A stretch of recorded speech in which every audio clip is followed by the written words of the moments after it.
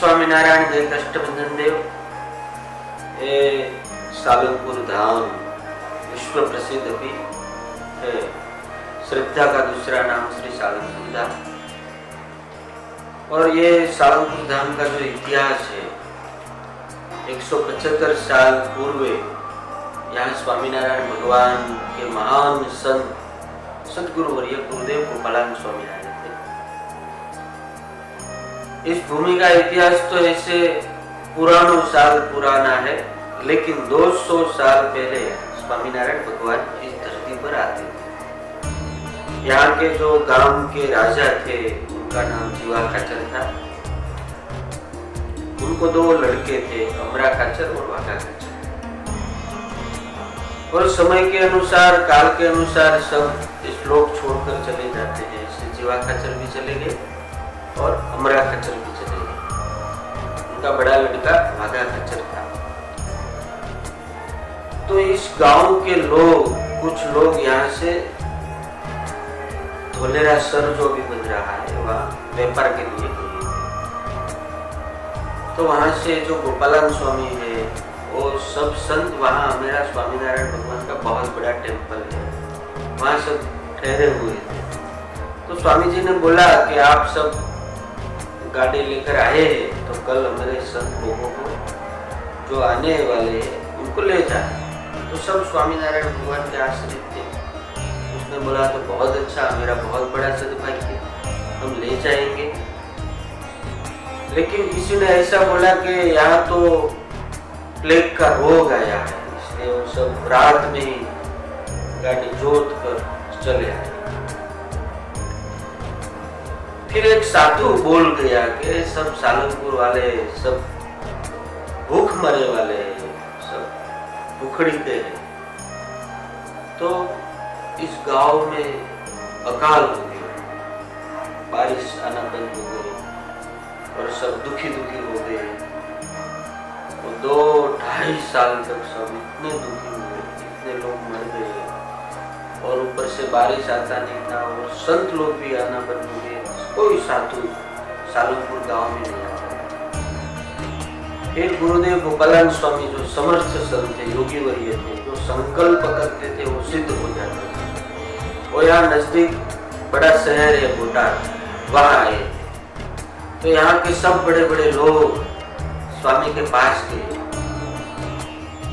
और स्वामी को दंडवत प्रणाम किया। और यहाँ का जो गांव का मालिक था, राजा थे, वो वाघा खाचर बहुत रोने लगे। स्वामी मेरे वहाँ संत लोग नहीं आते, हम सब दुखी हो गए, बारिश नहीं आती, अकाल हो गया है, हम क्या करेंगे स्वामी जी, हम दुखी हो गए। हमने भगवान स्वामीनारायण की इतनी सेवा की, संत लोगों ने हमारा त्याग कर दिया, ऐसी कुछ कृपा करो कि हमारे गांव में स्वामी लोग आने लगे। गोपालानंद स्वामी ने कहा कि ठीक है, चलो आप सब जाइए, मैं सालंगपुर आता हूँ, आप जाओ। तो सब गांव के लोग आए। दूसरे दिन स्वामी जी सब भक्तों और साधु को लेकर यहाँ आए और पूरे गांव की प्रदक्षिणा की स्वामी जी ने। और अभी जो हनुमान जी की मूर्ति अभी देख रहे हैं, वो जो पत्थर की शिला थी, वो गांव के पादर बोलते हैं हम, वहां थी बहुत बड़ी शिला। तो उस पर स्वामी जी ने हाथ रख दिया और स्वामी जी ने वाघा खाचर को बोला उनको दरबारगढ़ में इस शिला को ले लो। तो यहाँ अभी भी वो जो दरबारगढ़ है पुराना, जो स्वामीनारायण भगवान रुकते थे, गोपालानंद स्वामी रुकते थे, यहाँ बगल में है। तो हम प्रसादी का बोलते हैं, वहाँ स्वामीनारायण भगवान स्वामी जी सब रहते थे। ये मूर्ति का जो नक्शी काम है वो वहाँ हुआ। तो काना कड़िया था। कड़िया मतलब ये मकान दीवाले बनाने वाला कड़िया, वो शिल्पी नहीं था। तो उसको स्वामी जी ने बोला कि इसमें हनुमान जी की मूर्ति कंडार दो मुझे। तो वो बोला कि स्वामी जी मैं तो ये दीवारें बनाने वाला हूँ, मुझे तो शिल्प काम नहीं आता, मैं तो ऐसी दीवारें बनाता हूँ। स्वामी जी ने उनको अपने पास बुलाया और यहाँ सर रखा। स्वामी जी ने दोनों हाथ मस्तक पर रख दिए और 3 बार स्वामी जी बोल गए कि आपके हाथ से सुंदर मूर्ति बनेगी। जाओ। तो उनमें शक्ति आ गई, दिव्य ऊर्जा और आभा प्रकट हो गई। और फिर वो कान्हा बोला कि स्वामी जी मैं मूर्ति तो बना दूं आपके आशीर्वाद से, लेकिन मुझे उनका केस चाहिए, केस। तो आप जरा चित्रण कर दीजिए कैसी मूर्ति बनानी, मुझे प्लान दीजिए। तो स्वयं गोपालानंद स्वामी जो हैं, और स्वामी जी ने और एक पत्र पर अपनी पेंसिल आती है, इनसे ऐसे ऐसे बना दी ये जो मूर्ति है हनुमान जी की। इस स्वामी जी ने स्वयं अपने हाथों से उनका केस बनाया। तो फिर कान्हा कड़िया को दे दिया और बोला ऐसी मूर्ति बना दो, मैं बाहर जा रहा हूँ सत्संग विचरण में, जब मूर्ति तैयार हो जाए तो मुझे बोलना। बाघा खच्चर को बोल दिया। तो 5 महीने तक ये मूर्ति का काम चला, 5 महीने। तो यहाँ दरबार बन गए वहाँ।